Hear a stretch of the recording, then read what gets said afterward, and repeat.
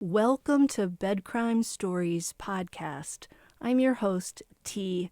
Good morning, good afternoon, good evening, bed crimers. As always, I wish you the best. To anyone new here, a warm welcome. Thank you for checking out my channel. Let me just ask that after listening to or watching this video, if you learned something or enjoyed it, please do me a favor and smash that like button. Now, let's dig in.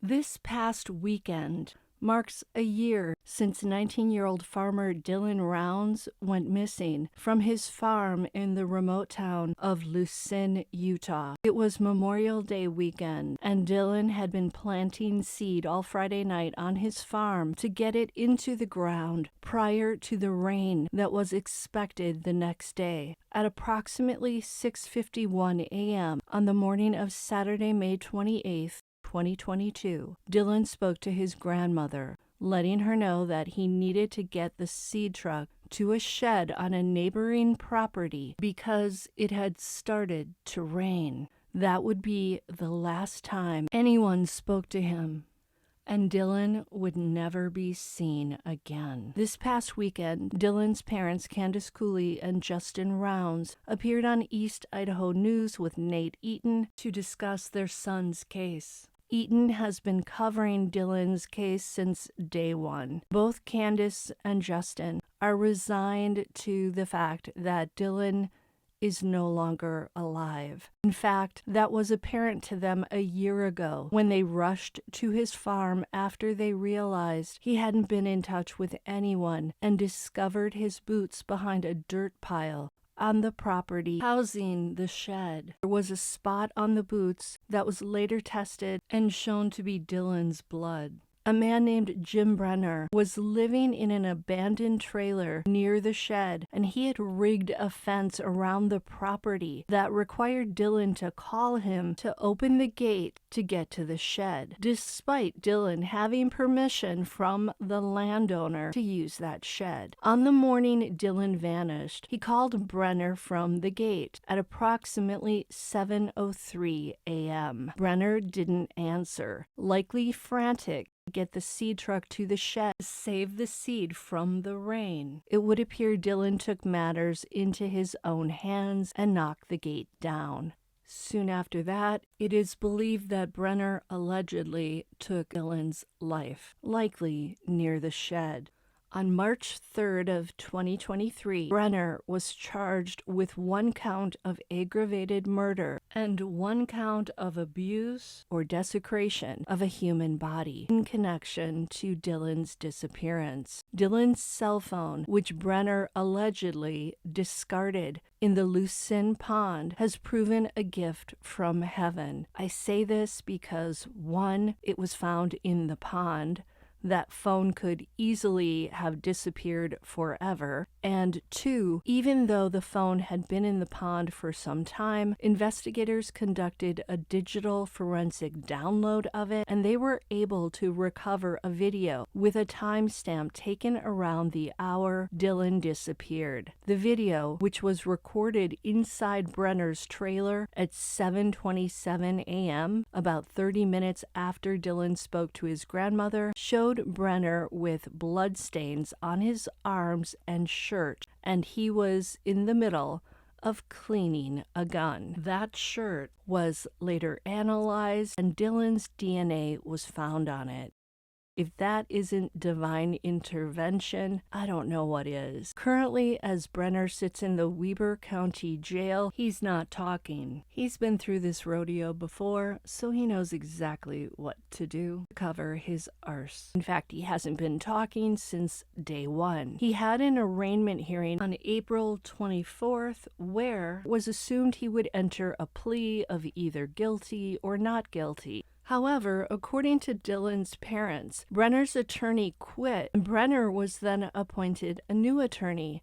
So it sounds like the arraignment didn't take place. At the same time, the prosecutor took the death penalty off the table, despite Dylan's parents wanting Brenner to face capital punishment. According to Candice Cooley, a lawyer named Studebaker then took on Brenner's case, but later dropped it. I believe this is attorney Michael Studebaker, who has an office in Ogden, Utah. Studebaker asked the court to get Brenner 2 new attorneys, a move that would seem to indicate that Brenner will face the death penalty after all. Candice and Justin have no idea what's going on, and they're wondering why Brenner, who was charged back on March 3rd, has yet to enter his plea. Thus, the confusing nightmare continues for Dylan's parents. Brenner's next hearing is set for June 5th. Let's hope he enters a plea at that time. As far as the ongoing searches for Dylan are going, Candice and Justin told East Idaho News that canine cadaver searches continue to take place on and around Dylan's farm.